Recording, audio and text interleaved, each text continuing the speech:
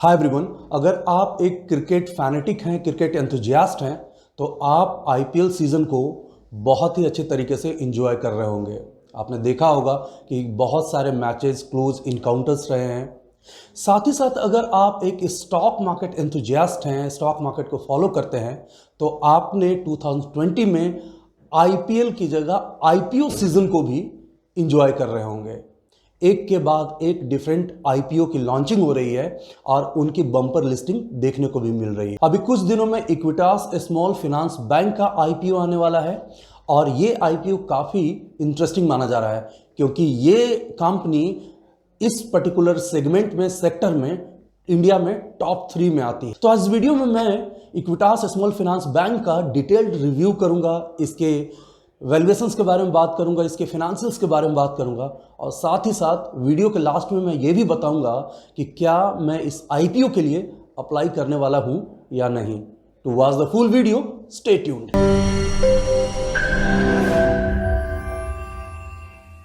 Welcome back, I am Anurag, founder of Sunpeep Capital. अगर आप हमारे इस चैनल पे बिल्कुल नए हैं तो इस चैनल को जरूर सब्सक्राइब करें, वीडियोस को शेयर करें, लाइक करें एंड यस, बेल आइकन को जरूर प्रेस करें क्योंकि बेल आइकन को प्रेस करेंगे तो ही हमारे वीडियोस के लेटेस्ट नोटिफिकेशंस आपके मोबाइल तक पहुंच जाएंगे।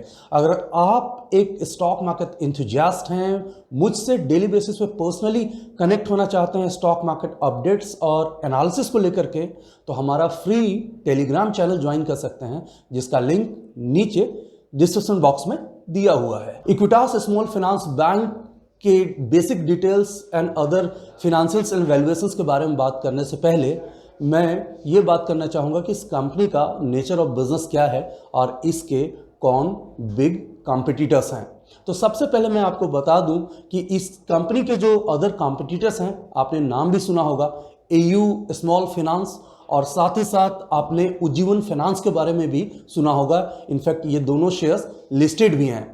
तो टॉप 3 अगर इंडिया में आप बात करेंगे स्मॉल फाइनेंस कैटेगरी में, तो यही 3 कंपनी नजर आते हैं। As name suggest, company credit का बिजनेस करती है, लोन्स का बिजनेस करती है और स्पेशली ये कंपनी वैसे लोगों को लोन प्रोवाइड करती है जो कि अनडिजर्व्ड हैं या फिर अनसर्व्ड हैं, यानी इनफॉर्मल सेक्टर में ये कंपनी लोन देती है और इस कंपनी से ऐसे लोगों को काफ़ी बेनिफिट हो रहा है जिनका इनकम वेरिएबल था या जिनको जो बिगर बैंक्स हैं या एनबीएफसी हैं वो लोन्स नहीं देते थे।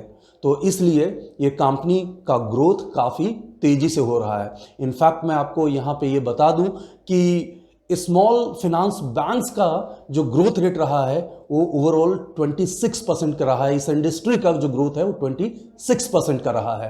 तो ये बता रहा है कि ये इंडस्ट्री काफ़ी तेज़ी से ग्रो कर रही है। जब कंपनी ने अपना ऑपरेशन शुरू किया था तो इसका एक मेन प्रोडक्ट होता था, वो है माइक्रो फाइनेंस, लेकिन अब ग्रेजुअली इसने अपने लोन्स प्रोडक्ट को डाइवर्सिफाई किया है और अब आप देख सकते हैं कि ये company small business loan, vehicle loans, agriculture loan जैसे अदर प्रोडक्ट्स भी अपने कस्टमर को ऑफर कर रही है।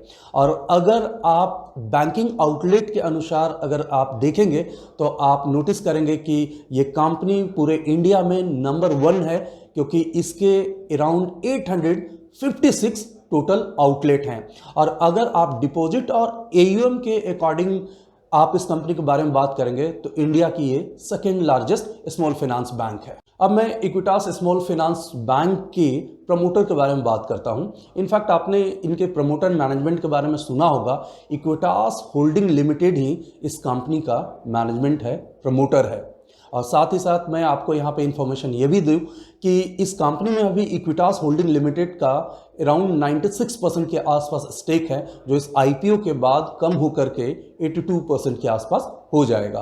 तो मैनेजमेंट के नाम पे इनके पास क्रेडिबल नेम्स हैं। इस आईपीओ का मैं बेसिक डिटेल आपसे शेयर करता हूँ। ये आईपीओ 20 अक्टूबर 2020 को आ रहा है और इस आईपीओ का जो लास्ट डे होगा वो 22 अक्टूबर का होगा, यानी 20, 21 एंड 22 3 डेज आपके पास होंगे इस आईपीओ को अप्लाई करने के लिए। और साथ ही साथ इस आईपीओ के अदर डिटेल भी आपसे शेयर करता हूं।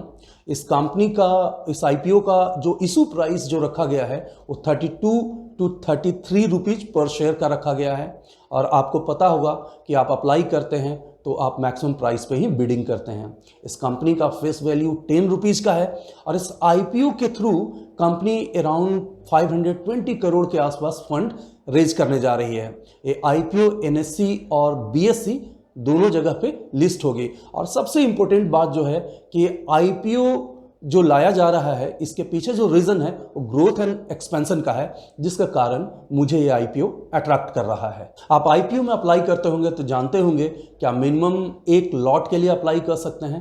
तो इस आईपीओ में मिनिमम 1 लॉट में 450 शेयर्स हैं और एज ए रिटेलर आप 2 लाख की वैल्यू तक का भी आप अप्लाई कर सकते हैं। तो अराउंड 12-13 लॉट का मैक्सिमम आप एज ए रिटेलर इस आईपीओ में अप्लाई कर सकते हैं। अब बात करते हैं इस कंपनी के फिनेंशियल्स के बारे में, क्योंकि बिना फिनेंशियल्स को जाने किसी आईपीओ में अप्लाई करना बहुत ज़्यादा डेंजरस हो सकता है। क्योंकि ये कंपनी एक बैंक है तो इसका डिपॉजिट ग्रोथ और एडवांस ग्रोथ के बारे में बात करना बहुत ज़्यादा जरूरी हो जाता है। तो सबसे पहले मैं बात करता हूं कि इस कंपनी का डिपॉजिट ग्रोथ क्या रहा है। अगर इस कंपनी के डिपॉजिट ग्रोथ परसेंटेज के बारे में बात करेंगे तो इस कंपनी का डिपॉजिट ग्रोथ परसेंटेज 2019 में 60.72% का रहा था, जो काफ़ी हेल्दी था। हालांकि 2020 में अगर बात करेंगे तो ये डिपॉजिट ग्रोथ परसेंटेज थोड़ा कम होकर के 19.78% का हो गया है। हालांकि आप देख सकते हैं कि ये थोड़ा चेंजेज है, थोड़ा डिक्लाइन है, लेकिन आप जानते हैं कि कोविड-19 के कारण हर सेक्टर में, हर इंडस्ट्री में क्या इफेक्ट देखने को मिला है और कंपनी किस क्राइसिस के दौर से गुजर रही है। लेकिन फिर भी इसने अपने डिपॉजिट्स को मेंटेन रखा है, वो काफ़ी रिकमेंडेबल है। अब डिपॉजिट ग्रोथ परसेंटेज के बाद मैं एडवांस ग्रोथ परसेंटेज यानी लोन ग्रोथ के बारे में बात करता हूँ। एडवांसेस जो हैं इसके 2019 में 50.48% का था और वो अब 2020 में ये अराउंड 19% का हो गया है। तो यहाँ भी एक डिफरेंस आप देख सकते हैं, लेकिन देन अगेन मैं गिवन सिनारियो में इसे अच्छा ही कहूँगा। और आप जानते भी होंगे कि क्रेडिट टू डिपॉजिट्स का जो रेशियो है वो जितना कम हो उस बैंक के लिए, उस एनबीएफसी कंपनी के लिए बहुत अच्छा होता है। तो उस कॉन्टेक्स्ट में भी एक कंपनी काफ़ी अच्छी नज़र मुझे आ रही है। और अगर आप इस कंपनी के रिटर्न ऑन नेटवर्थ के बारे में बात करेंगे, क्योंकि किसी कंपनी के फाइनेंशियल्स के बारे में बात करते हुए इस पर्टिकुलर डेटा को फॉलो करना बहुत ज़रूरी होता है। इस कंपनी का रिटर्न ऑन नेटवर्थ करीब करीब 9-10% का है, जो कंसिस्टेंटली मेंटेन्ड है, वो भी मुझे अट्रैक्ट करता है। अब बात करते हैं कि रेवेन्यू ग्रोथ क्या रहा है। 2019 में इस कंपनी का रेवेन्यू ग्रोथ 35% का था और 2020 में इस कंपनी का रेवेन्यू ग्रोथ 22% का रहा है। अब बात करते हैं कि प्रॉफिट का क्या परसेंटेज रहा है। 2019 में इस कंपनी ने रिकॉर्ड 561% का प्रॉफिट दिया था। अगर आप रुपीस में बात करेंगे तो ये प्रॉफिट 210 करोड़ का था। 2020 में ये प्रॉफिट मार्जिनली बढ़ करके 243 करोड़ का हो गया है। और अगर परसेंटेज वाइज बात करें तो ये अराउंड 15% का ग्रोथ मेंटेन्ड है।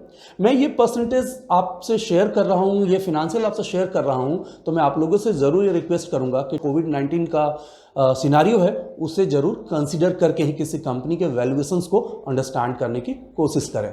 फिनेंशियल्स के बाद वैल्यूएशंस के बारे में बात कर लेते हैं। और वैल्यूएशंस के लिए प्राइस टू अर्निंग रेशियो देखना बहुत ज़रूरी होता है। आप जानते भी होंगे कि प्राइस टू अर्निंग रेशियो किसी कंपनी के ओवर वैल्यूड या अंडर वैल्यूड होने को बताता है। प्राइस टू अर्निंग रेशियो के दिए गए न्यूमेरिक वैल्यू से ये भी पता चलता है कि इन्वेस्टर्स उस कंपनी में 1 रुपया के अर्निंग के लिए, 1 रुपीज़ की अर्निंग के लिए कितना पैसा देना चाह रहे हैं। अगर इस कंपनी के पी रेशियो के बारे में बात करेंगे तो ये अप्रोक्स 14 का है। और इस इंटायर इंडस्ट्री के बारे में अगर बात करेंगे पी के बारे में, जो एवरेज पी होगा सारे कंपनीज को मिला करके, वो है 16.26 का। तो कहीं ना कहीं मुझे ऐसा लगता है कि पी के अकॉर्डिंग ये कंपनी फेयरली वैल्यूड है और इसमें मैं इंडिविजुअली इंटरेस्ट ले रहा हूं। अब तक तो आप इस कंपनी के बेसिक डिटेल से फैमिलियर हो गए होंगे, बेसिक आईपीओ डिटेल से, फिनेंशियल से फैमिलियर हो गए, वैल्यूएशंस को भी आप समझ गए हैं, मैनेजमेंट के बारे में भी जानते हैं। इनफैक्ट इस कंपनी के कंपटीटर को भी आप अच्छे तरीके से समझ गए हैं, इस कंपनी के बिजनेस को भी आप अच्छे तरीके से समझ गए हैं। लेकिन अब ये सवाल उठता है कि ये आईपीओ अट्रैक्टिव तो लग रहा है, लेकिन क्या इसके मेरिट्स के साथ कुछ कुछ डिमेरिट्स भी हो सकते हैं?